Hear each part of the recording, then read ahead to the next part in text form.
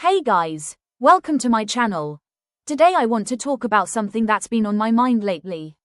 Peer pressure. So, peer pressure. We've all been there, right?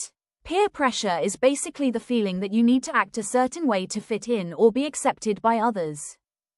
I think peer pressure comes from our desire to be accepted and valued by others. We want to feel like we belong, but sometimes that can lead us to do things that aren't right. It's like, we need to remember that our worth comes from God, not from what others think of us. Remember that you're called to follow Jesus, not the world. 1 Peter chapter 4 verse 2, King James Version, that he no longer should live the rest of his time in the flesh to the lusts of men, but to the will of God. The second tip on how to handle peer pressure is to not compromise your faith, even when it's hard. In Genesis chapter 39, the story of Joseph and Potiphar's wife, we learn from the story not to compromise our faith. If we look at verse 12, Joseph left, he fled. Instead of compromising his faith. It shows us that we must flee away from that situation instead of compromising our faith, like hanging out less with that group of people. There has to be a distinction. As a child of God, it's normal for you to not have the same interests as your non-Christian friends. If we turn our Bibles to Ephesians chapter 4 verse 17 to 24, I want to focus more on verse 17. It says in verse 17, King James Version, "This I say therefore, and testify in the Lord, that ye henceforth walk not as other Gentiles walk, in the vanity of their mind." Which is like telling us as children of God to change our ways of living, so of course there will be a distinction. For instance, most of your friends might be dating the opposite gender, whereas you're waiting for God to show you the right person He planned for you.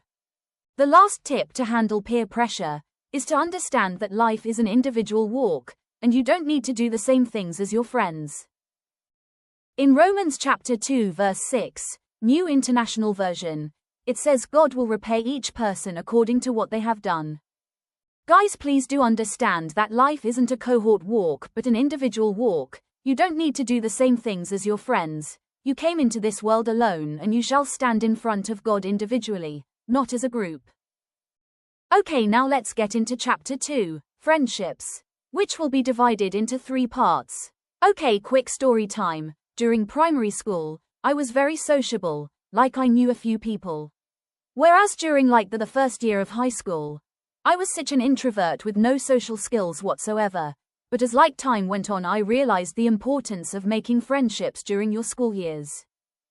So in chapter 2, we are gonna discuss the importance of good friends, how to choose good friends and how to connect with Christian friends.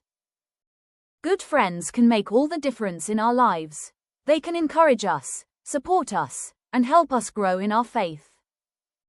According to Proverbs chapter 13 verse 20, it says in King James Version, "He that walketh with wise men shall be wise, but a companion of fools shall be destroyed." So essentially what we learn from this is to surround ourselves with people who have good values, and support you to become a better person. So part 2 of this chapter, how to choose good friends. Not gonna lie, the design is kinda too much but the show must go on, so here are a few tips on how to choose good friends. I remember when I was going to a new school, and I asked God to give me good influential friends, and honestly I'm happy with the friends I have. Some of them aren't Christians, but they help me to be a better person.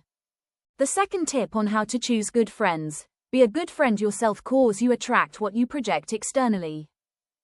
The third tip is to know the hierarchy of friendships, and where each person you communicate with is situated. So on the hierarchy of friendships we first have acquaintances.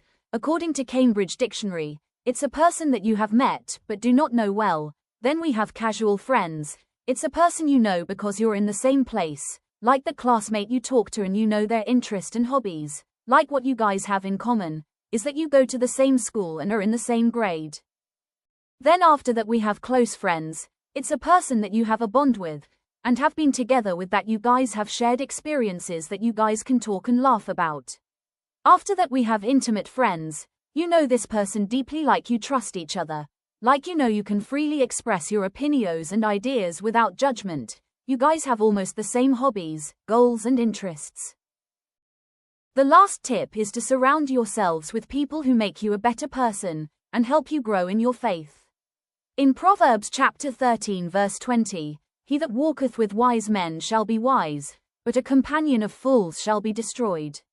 Have you guys heard that quote that says, "If you're the smartest person in the room, you're in the wrong room"? What we learn from this Bible verse is that you should at least interact with people that make you do better and help you in your knowledge of Jesus and motivate you to be your best self, spiritually and physically. And I'm not saying that drop your current friends, I'm just saying broaden your network.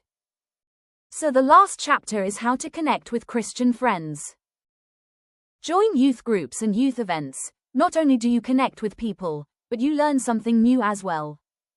The second tip is to not be afraid and step out of your comfort zone. I know it's scary to put yourself out there, but remember the Lord is with you and you have nothing to be afraid of. That's it for today's video. I hope you found it helpful.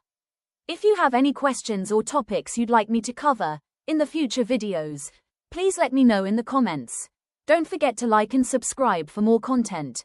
Thanks for watching and I will see you in the next video.